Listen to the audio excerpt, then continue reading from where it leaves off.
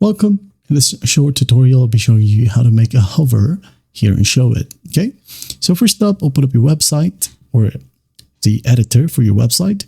Now, for example, I wanted to add in a hover in here, and this is a simple text. Okay, all we need to do is just click on the text itself, of course, click on it.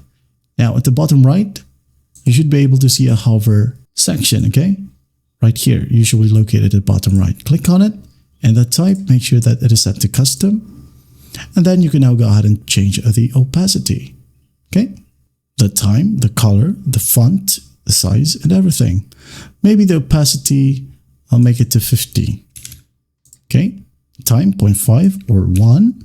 Color, this is black, right? I would like to maybe change it to pink when I hover my mouse onto it. And the font, if you want to, you can go ahead and change the font. Maybe Montserrat right here.